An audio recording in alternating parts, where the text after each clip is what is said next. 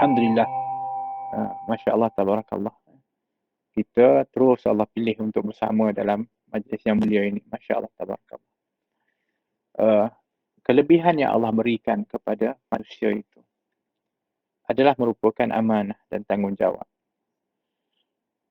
yang Allah Subhanahu Wa Taala nak supaya hamba-hambanya meletakkan nikmat kurniaan Allah itu pada tempatnya, iaitu melakukan keadilan terhadap nikmat yang Allah kurniakan, iaitu meletakkan pada tempatnya. Baik itu amanah daripada nikmat tubuh badan kita ini, baik yang disebutkan mata maupun lisan, telinga kita dan semua anggota kita ini merupakan tanggungjawab dan amanah yang wajib kepada kita menzahirkan kesyukuran di atas nikmat ini untuk diletakkan pada perkara yang diredai oleh Allah Subhanahu Wa Taala. Oleh kerana itu, sebagai contoh, ketika Allah Subhanahu Wa Taala memberikan nikmat kepada seseorang kelebihan, yang mungkin setiap orang mempunyai kelebihan mereka masing-masing.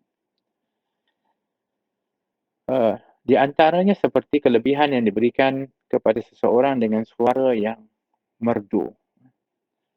Seperti mana Nabi memuji kepada sebahagian sahabat yang memiliki suara yang merdu, seperti Abu Musa al-Ash'ari.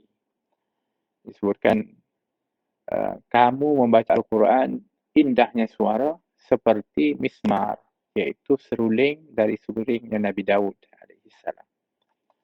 Untuk menunjukkan bahawa kelebihan yang Allah berikan kepada orang yang memiliki suara yang cantik ataupun yang merdu itu, apabila diletakkan pada tempatnya, maka dianya membawa kepada rahmat dan juga lebih lagi manfaatnya. Oleh kerana itu, baginda Rasulullah SAW bersabda, Zayyinul Quran bi aswatikum. Cantikkan, hiasilah Al-Quran itu dengan suara kamu. Bermakna, bacalah seelok-eloknya dan berusahalah untuk mengindahkan bacaan Al-Quranul Karim. Sudah tentulah bonus kepada orang yang memiliki suara yang merdu, kerana tidak semua mempunyai daripada suara yang merdu, kerana masing-masing mempunyai kelebihan. Kalaupun tidak, janganlah kecewa, berusahalah untuk membacanya dengan sebaik-baiknya, kerana ianya juga adalah merupakan tuntutan, seperti mana disebutkan oleh Nabi SAW, Zayyinu Al-Quran bi aswatikum. Tapi kalau orang yang mempunyai suara yang merdu, alangkah beruntungnya untuk dia letakkan suara yang merdu itu di dalam bacaan Al-Quranul Karim. Dan alangkah malangnya dan ruginya orang-orang yang Allah kurniakan suara yang merdu tapi digunakan untuk melalaikan, melawakan orang lain dengan suaranya.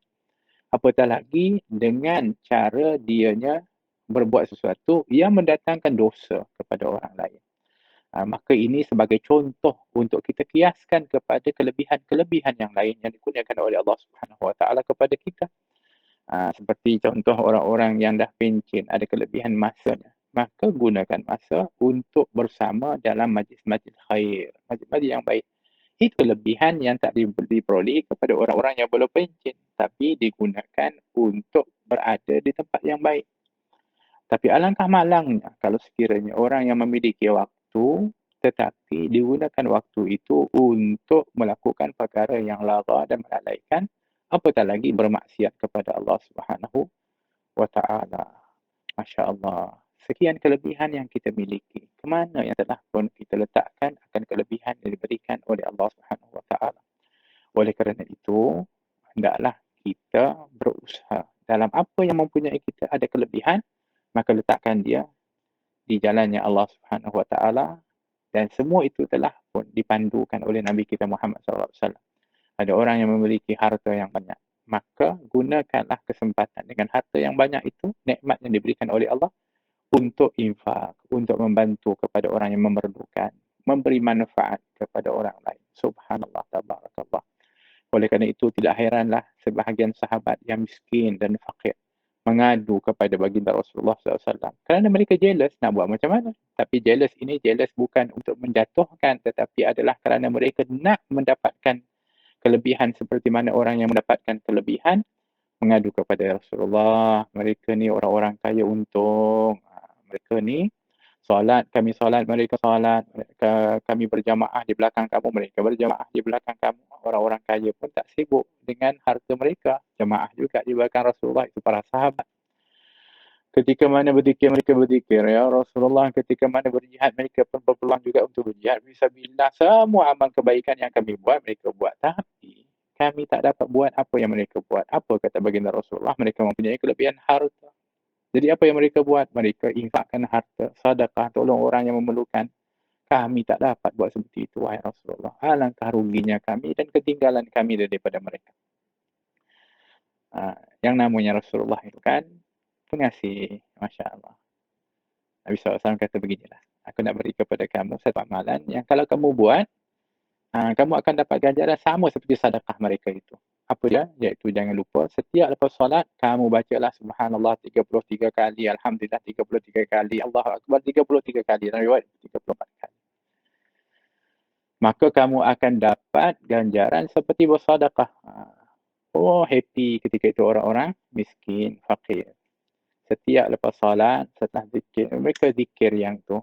Orang-orang kaya di kalangan para sahabat melihat daripada orang-orang fuqara wal masakin yang sebelum dia menambah lagi amalannya, duduk. Maka mereka bertanya, apa yang kamu lakukan? Nak tak bagi tahu ini ilmu. Dan ilmu tak boleh untuk disembunyikan. Maka akhirnya mereka terpaksa beritahu. Oh ya, kami diajar oleh Rasulullah SAW untuk membaca 33 kali subhanallah, 33 kali alhamdulillah, 33 kali Allahu Akbar. Dan kalau kami membaca, kami akan sama seperti bersedekah. Dan kamu yang bersedekah ni, dengan harta kami berzikir dapat pahala sedekah seperti kamu. Allah, ketika didengar daripada amalan tersebut, ternyata orang-orang kaya pun mengambil peluang setelah setiap selepas solat, mereka juga mengamalkan amalan yang sama. Maka orang-orang miskin datang lagi kepada Rasulullah. Ya Rasulullah, Allah, kami ketinggalan daripada orang yang kaya. Kenapa kata Nabi? Kerana kami telah melakukan amalan yang kau ajarkan, wahai Rasulullah. Tapi apabila mereka tanya, kami terpaksa beritahu dan ternyata mereka juga amal seperti mana yang kami amalkan. Ya Allah. Maka kata Nabi SAW, jawapan Nabi, dengar apa yang Nabi katakan. Nabi mengatakan, Zalika fadlu minallahi yu'tihi man yasha. Itu adalah kelebihan yang Allah berikan, yang Allah kurniakan kepada siapa yang diingini oleh Allah. Bermakna setiap orang ada kelebihan dia. Memang dia ada kelebihan kekayaan mereka. Kamu tak ada kelebihan itu. Akan tetapi kamu ada kelebihan lain yang dia tidak ada. Tapi yang pentingnya, di mana dia letakkan. Kalau dia letakkan kebaikan, nak buat macam mana? Itu adalah kurnia Allah dan dia pandai meletakkan kurnia Allah itu pada tempatnya, maka mereka beruntung. Tapi tidak sedikit juga, khususnya zaman kita, orang yang mempunyai kelebihan. Khususnya seperti kelebihan harta, kedudukan, tapi tidak digunakan untuk keridaan Allah, untuk kebaikan, bahkan menjadi fitnah kepada mereka.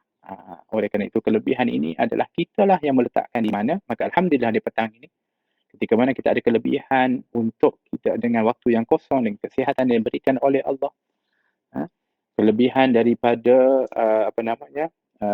iman dan Islam yang Allah berikan kepada kita, kita duduk bersama, kita berkumpul di sini, kita mengkhatamkan Al-Quran, kita berdoa kepada Allah, kita berbakti kepada kedua orang tua kita, dan kita bersalawat kepada baginda Rasulullah SAW, maka mudah-mudahan segala amalan, segala apa yang kita lakukan, semuanya akan mengalir ganjaran dan kelebihan, dan mudah-mudahan ianya juga disalurkan kepada orang-orang yang berjasa dalam kehidupan kita, khususnya kedua orang tua kita, para guru kita, dan orang-orang yang mulia.